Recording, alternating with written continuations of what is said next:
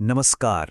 आज हम महाभारत के एक ऐसे किरदार की कहानी में उतरेंगे जो शायद सबसे ज्यादा मिसअंडरस्टूड हैं, कर्ण। तो चलिए एक बहुत ही दिलचस्प सवाल से शुरुआत करते हैं। क्या अर्जुन की जो इतनी बड़ी जीत थी वो वाकई उनकी अपनी काबिलियत से थी, या सच तो ये है कि उन्हें जिताया गया था?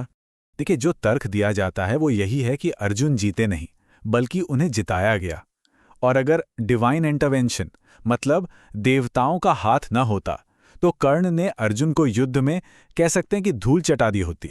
तो ठीक है, अब जरा कर्ण की बेमिसाल ताकत के सबूतों पर नजर डालते हैं।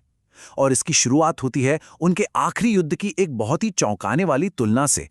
तो यहां देखिए, जब अर्जुन बाण चलाते हैं तो कर्ण का रथ 20 हाथ पीछे चला जाता है, लेकिन जब कर्ण बाण चलाते हैं तो अर्जुन का रथ सिर्फ 2 हाथ पीछे जाता है।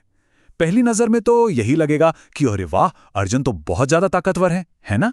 लेकिन असली कहानी तो अब शुरू होती है, क्योंकि अर्जुन के सारथी खुद श्री कृष्ण इस बात से जरा भी खुश नहीं हुए। सवाल ये है कि आखिर क्यों? और इसका जवाब कृष्ण ने दिया। उन्होंने कहा कि देखो, इस रथ पर मैं यानी खुद ब्रह्मांड का रचयिता बैठा हूं और ध्वजा पर स्वयं हनुमान जी विराजमान हैं। मतलब पूरे ब्रह्मांड का भार है इस रथ पर। इसके बावजूद कर्ण ने इसे 2 हाथ पीछे धकेल दिया। जरा सोचिए, अगर हम यहां नहीं होते तो क्या होता? मतलब साफ है, ये लड़ाई बराबरी की थी ही नहीं। कर्ण का सामना सिर्फ अर्जुन से नहीं बल्कि एक ऐसी शक्ति से था जो अलौकिक थी। अर्जुन का पलड़ा पहले से ही बहुत भारी था। कर्ण कितने शक्तिशाली थे ये तो हमने देख लिया, लेकिन उनकी कहानी सिर्फ युद्ध के मैदान तक सीमित नहीं है। उनका तो पूरा जीवन ही मुश्किलों और अन्याय से भरा हुआ था। ऐसी मुश्किलें जिन्होंने उन्हें आखिरी लड़ाई से बहुत पहले ही कई मोर्चों पर अकेला कर दिया था। चलिए एक एक करके देखते हैं कि उनके साथ क्या क्या हुआ। सबसे पहले तो सूत पुत्र कहकर उन्हें अच्छी शिक्षा से ही दूर कर दिया गया।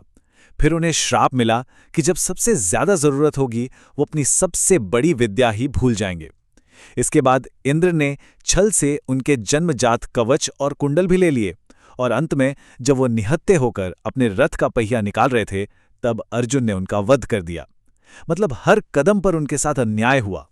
इतने अन्याय और धोखे के बाद भी कर्ण के चरित्र की एक ऐसी खूबी थी जो सबसे ऊपर चमकती है, और वो थी उनकी दानवीरता, उनकी उदारता जो बेमिसाल थी। उन्हें यूं ही महादानी नहीं कहा जाता था। महादानी मतलब वो इंसान जिसके देने की क्षमता की कोई सीमा ना हो। कोई भी उनसे कुछ भी मांग ले वो कभी मना नहीं करते थे, चाहे उसकी कीमत उन्हें अपनी जान देकर ही क्यों ना चुकानी पड़े। इसके 2 ऐसे उदाहरण हैं जो हैरान कर देते हैं। पहला, उन्होंने जानते बूझते कि ये एक धोखा है, अपना दिव्य कवच और कुंडल दान कर दिया जो उनकी जान बचाने वाली ढाल थे। और दूसरा, जब वो मृत्युशैया पर थे और उनसे दान मांगा गया तो उन्होंने अपने सोने के दांत तोड़कर दे दिए। सोचिए जरा, कौन कर सकता है ऐसा? बस इसीलिए कहा गया है कि कर्ण से बड़ा कोई दानी नहीं था। उनकी यही दानवीरता उनके चरित्र का मूल थी, और यही बात उनकी दुखद कहानी को और भी ज्यादा मार्मिक बना देती है। तो सवाल ये उठता है कि इतने संघर्ष, इतने अन्याय और ऐसी मौत के बाद आखिर कर्ण को मिला क्या? उनका अंतिम स्थान क्या था? देखिए, जो नायक धर्म और न्याय के लिए लड़े वो गए स्वर्ग, लेकिन कर्ण को मिला एक ऐसा स्थान जो स्वर्ग से भी कहीं ऊंचा था। उन्हें वैकुंठ धाम मिला जो स्वयं परमेश्वर का निवास है। और ये कोई छोटा मोटा अंतर नहीं है, ये बहुत बड़ी बात है। उन्हें सीधे देवताओं के साथ परम धाम में स्थान मिला। एक ऐसा सम्मान जो उनके विरोधियों को मिले स्वर्ग से कहीं ज्यादा बड़ा था।